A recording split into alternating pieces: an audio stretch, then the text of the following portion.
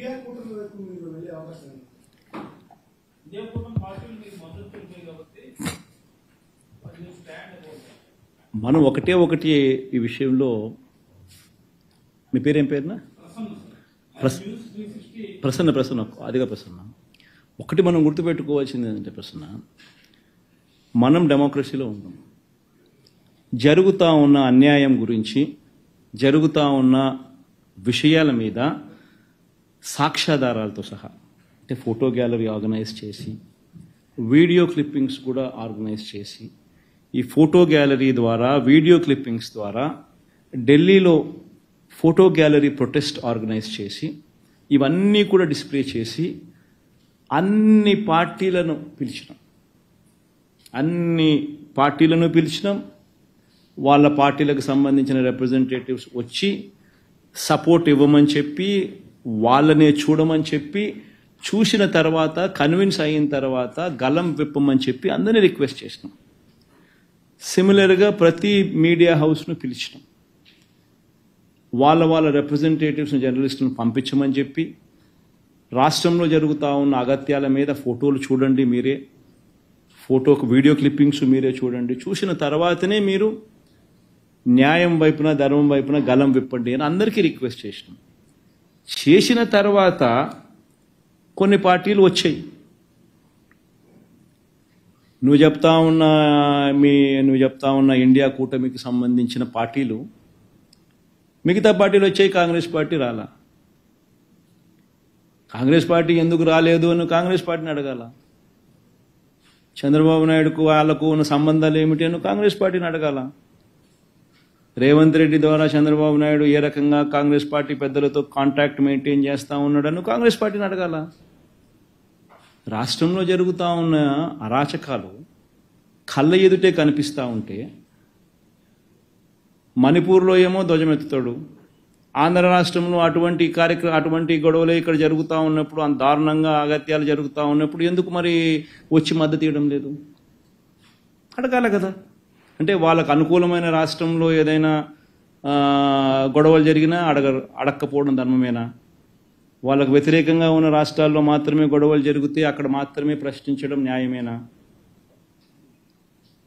నా వరకు నేనైతే చెప్తా ఉన్నా, ఎవరైతే వచ్చి మనకు మద్దతు ఇస్తారు, ఎవరైతే రాష్ట్రంలో జరుగుతూ ఉన్న అన్యాయాల మీద తోడుగా ఉంటారు, ఖచ్చితంగా వాళ్ళందరితో కలిసి ఖచ్చితంగా పోరాటం చేసే కార్యక్రమంలో, అడుగులు ముందుకు వేసే కార్యక్రమంలో జరుగుతాయి. బీజేపీని పిలిచాము, కాంగ్రెస్ను పిలిచాము, సమాజ్వాదీ పార్టీని పిలిచాము, మన మమతా బెనర్జీ గారిని పిలిచాము, అన్ని పార్టీలని పిలిచినాము. వచ్చిన వాళ్ళందరితో కలుపుకొని, వచ్చిన వాళ్ళందరితో కలిసి పోరాటం చేసే విధంగా అడుగులు వేస్తాం. ఎందుకు వేయకుండా ఉంటాం? అల్టిమేట్గా న్యాయం జరగాలి, అల్టిమేట్గా ధర్మం జరగాల. మన వాళ్ళకి ఇటువంటి కార్యక్రమాలు ఏదైనా మన వాళ్ళ మీద జరగాలి అని అంటే అది వాయిస్ పైకి లేయాల. వాయిస్ పైకి లేచినప్పుడు, దేశవ్యాప్త ఇష్యూ అయినప్పుడు చేయడానికి వీళ్ళు భయపడే పరిస్థితి లేకపోతారు. ఆ పరిస్థితి క్రియేట్ చేయడం కోసం అని చెప్పి ఖచ్చితంగా వాయిస్ ఎవడెవడనైతే కలుపుకోవాలనో, ఎక్కడెక్కడైతే వాయిస్ లేపగలుగుతామో ఆ ప్రతి ప్రక్రియ కూడా చేస్తాం. అంతే కదా ప్రసన్న? ఆ ప్లేస్లో నువ్వు ఉన్నా కూడా అదే చేస్తావు కదా. అదే చేస్తాం. రాలేదంటే వాళ్ళని అడగాల, నువ్వు ఎందుకు రాలేదు అని చెప్పి. చంద్రబాబు నాయుడు మీద ఎందుకు అంత వ్యామోహం అని, చంద్రబాబు నాయుడుతో ఎందుకు అంత సంబంధాలు మెయింటైన్ చేస్తున్నారు అని నువ్వు వాళ్ళని అడగాల. సార్, పొలిటికల్ దాడులు అనేవి మీకు కొత్త ఏం కాదు సార్. పొలిటికల్ దాడులు అనేవి మీకు కొత్త ఏం కాదు. మీ ఫ్యామిలీ మీద కూడా దాడులు జరిగినాయి. కానీ మీ ఫ్యామిలీ మెంబర్స్ నుంచే కొంతమంది బయటకు వెళ్ళి మీ మీద పొలిటికల్ ఎలిగేషన్స్ కానీ ఇతరత్ర ఆరోపణలు కానీ చేస్తున్నటువంటి సిచ్యువేషన్, దీన్ని మీరు ఎలా ఓవర్కమ్ చేయగలుగుతారు? ఈ టాపిక్ మనమే డైవర్ట్ చేయడం ఎందుకు? అసలు జరిగేది ఏంది నేను చెప్పేది. రాష్ట్రంలో 50 రోజుల నుంచి మీరు అంతా చూస్తూనే ఉండరు, ఏం జరుగుతూ ఉందో మన కళ్ళ ఎదుటే కనిపిస్తూ ఉంది. 50 రోజులు నిజంగా ఈ మాదిరిగా కార్పొరేటర్ను మొన్న చూస్తూ ఉన్నాను. ఇక్కడ న్యూజివీడ్ కార్పొరేటర్ను యూట్యూబ్లో, సోషల్ మీడియాలో కనిపిస్తూ ఉంది. ఆ పిల్లడు పరిగెత్తాడు, కౌన్సిలర్ పరిగెత్తాడు, వెనక కత్తి తీసుకుని పొడిచేదానికి ఇంకొకటి పరిగెత్తాను కనుక. మనం రషీద్ అనే మన వెనుకొండలో పిల్లోని ఏకంగా కత్తి తీసుకొని సోషల్ మీడియాలో కనిపిస్తుంది వీడియో క్లిప్పింగ్. దారుణంగా నరుకుతూ ఉన్నారు. ఎక్కడ చూసినా ఈ రెడ్ బుక్ పేరుతో హోర్డింగ్స్, ఎక్కడ చూసినా లోకేష్ అనే వ్యక్తి ఎక్కడ చూసినా పెట్టున్నాడు, మన కళ్ళ ముందునే కనిపిస్తూ ఉంది. నేను వెనుకొండలో మన ఏఎంసీ చైర్మన్ కారులో వస్తూ ఉంటే కారు ఆపి ఏ రకంగా కాళ్ళు చేతులు రెండు కూడా ఎరగొట్టి సర్జరీ జరుగుతూ ఉంది. పరిస్థితి చనిపోయినాడని చెప్పి వదిలేసిపోతే మన కళ్ళ ముందునే కనిపిస్తూ ఉన్నాయి. ఇవన్నీ మన కళ్ళ ఎదుటే ఇటువంటి ఘటనలన్నీ కూడా జరుగుతూ ఉన్నట్టుగా కనిపిస్తూ ఉన్నప్పుడు మనం ఏం చేయాలా తోటి మనిషి కింద? ఈ పొద్దు ఈ మనిషికి జరుగుతూ ఉంది. రేపు పొద్దున ఇలాగే దాన్ని వదిలేసినాం అని అంటే లాలెస్నెస్ ఉండదు, లాలెస్నెస్ పెరిగిపోతా పోతుంది. లాలెస్నెస్ అనే దానికి హద్దు ఉండదు. ఎప్పుడైతే నువ్వు పోలీసులకు నువ్వు తప్పు చేస్తే శిక్షించాలి అని చెప్పి ఆదేశాలు ఇస్తే పోలీసులు నీ వైపున ఉంటారు. పోలీసులు తప్పు చేసినా కానీ అటువైపు వ్యక్తి మీదనే నువ్వు కేసులు పెట్టాలి, నువ్వు చూసి ఉన్నట్టు పోవాలి అని చెప్పి ఆదేశాలు ఇస్తే నీకు రేపు పొద్దున ఇక్కడ మొదలైన ఇన్సిడెంటు ఇక్కడికి వచ్చేసరికి వేరే కలర్ తీసుకుంటుంది. నీ చేతుల్లో కంట్రోల్ ఉండదు. ఇంకా ఎవడెవడు వాళ్ళ లెవెల్లో పర్సనల్ స్కోర్ సెటిల్ చేసుకుంటూ ఉంటాడు. వాళ్ళకు లోకల్ లీడర్స్కు ఉన్న కనెక్షన్స్ మనసులో పెట్టుకుని లాలెస్ అసలు లా అనేది ఉండదు. మనం ఇటువంటి కార్యక్రమాలు జరిగినప్పుడు ఖండించే కార్యక్రమం మనం చేయించాలి. మనం చేసే కార్యక్రమం మన కళ్ళ ఎదుటే కనిపిస్తూ ఉన్నప్పుడు మనమే ఈ టాపిక్ లో నుంచి డైవర్ట్ అయిపోయి రకరకాల. వెస్ట్ గోదావరి జిల్లాలో తాడేపల్లిగూడెం నియోజకవర్గంలో ఇంతమంది రైతులు, నష్టపోయిన రైతులతో మాట్లాడడం జరుగుతుంది. ఇక్కడ మీరు వెనకాల చూస్తున్నారు, ఇలా వీళ్ళ పంటల్లోకి నీళ్లు వచ్చిన పరిస్థితి. ఈ పరిస్థితి కేవలం ఈ గ్రామానికి చెందే 500 ఎకరాలు. ఇలా చుట్టుపక్కల గ్రామాలు ఈ జిల్లా అంతా కలుపుకుంటే కనీసం 40,000 ఎకరాలు ఇలా నీట మునిగిందని అంచనా. మరి రైతులు ఇంతగా నష్టపోతుంటే ఏ ప్రభుత్వానికైనా ఎందుకు కనిపించడం లేదు? ప్రతి రైతు ఇక్కడ చెప్తున్నారు, అమ్మా ప్రతి ఒక్కరికి కనీసం 14,000 రూపాయలు ప్రతి ఎకరాకి పెట్టుబడి అయింది. చాలా మంది కౌలు రైతులము, అప్పు తెచ్చుకుని పెట్టినాము.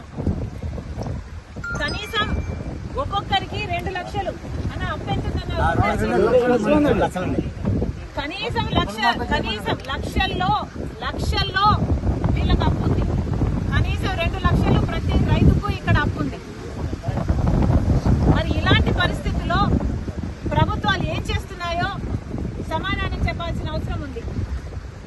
వీళ్ళందరూ ఇక్కడ నేను రాగానే అమ్మా మా పొలాలు ఎంతగా మునిగిపోయాయో చూడమ్మా అని వాళ్ళందరూ నీళ్లలో దిగి మరి వాళ్ళ కష్టాలు చెప్పుకునే ప్రయత్నం చేశారు. అందుకే నేను కూడా నీళ్లలో దిగి వాళ్ళ కష్టాలకు రావాల్సిన అటెన్షన్, రావాల్సిన నష్టపరిహారం కోసం ఈరోజు కాంగ్రెస్ పార్టీ కూడా వాళ్ళ కష్టాలలో భాగం పంచుకోవడానికి ఈరోజు మేము కూడా నీళ్లలో దిగి మాట్లాడుతున్నాం. ప్రభుత్వాలు కళ్ళు తెరవాల్సిన అవసరం ఉంది. పక్క రాష్ట్రంలో రేవంత్ రెడ్డి గారు రుణమాఫీ చేశారు. ఇక్కడ రైతులు కూడా అమ్మా మాకు రుణాలున్నాయి, మాకు కూడా రుణమాఫీ అవసరము అని ప్రాధేయపడుతున్నారు. చంద్రబాబు గారికి చెప్తున్నాము, చంద్రబాబు గారు కాంగ్రెస్ పార్టీ కనుక అధికారంలోకి వచ్చుంటే తెలంగాణలో మాదిరిగానే ఇక్కడ కూడా 2 లక్షల వరకు రుణమాఫీ చేసే వాగ్దానం మేము ఇచ్చాము. కానీ మీరు ఇవ్వనంత మాత్రాన చెయ్యకూడదు అని రూల్ ఎక్కడా లేదు. రాజశేఖర రెడ్డి గారు రుణమాఫీ చేస్తాను అని వాగ్దానం ఇవ్వకుండానే, మేనిఫెస్టోలోనూ పెట్టకుండానే రుణమాఫీ చేసిన గొప్ప మహానేత రాజశేఖర రెడ్డి గారు. చంద్రబాబు గారు కూడా రైతులను ఆదుకోవాల్సిన అవసరం ఉంది అని కాంగ్రెస్ పార్టీ డిమాండ్ చేస్తుంది. ఇక్కడ రైతులు చెప్తున్న పరిస్థితి అయితే దారుణంగా ఉంది. అమ్మా ప్రతి సంవత్సరము ఇక్కడ నీళ్లు ఇలాగే పొంగి పొర్లుతున్నాయి. ఎర్రకాలువ పైనుంది, ఎర్రకాలువలో మరమ్మతులు జరగలేదు, మోడర్నైజేషన్ ఏ కెనాల్స్ లోనూ జరగలేదు. అక్కడ గనక పూడికలు తీసునుంటే మాకు ఇన్ని నీళ్లు రాకపోయేవి, ఇంత దారుణంగా పరిస్థితి ఉండేది కాదు అంటున్నారు.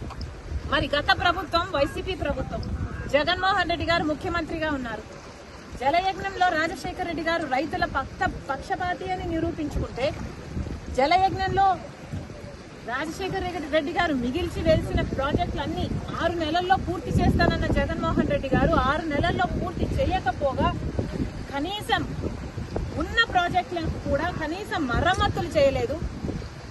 గేట్లు ఊడి తేలిపోతున్నా పట్టించుకోలేదు. ఆఖరికి పూడికలు కూడా తీయలేదు. కట్టెడు మత్తి కూడా ఎత్తి పోసిన పాపాన పోలేదు. కాబట్టే ఈరోజు ఇంతగా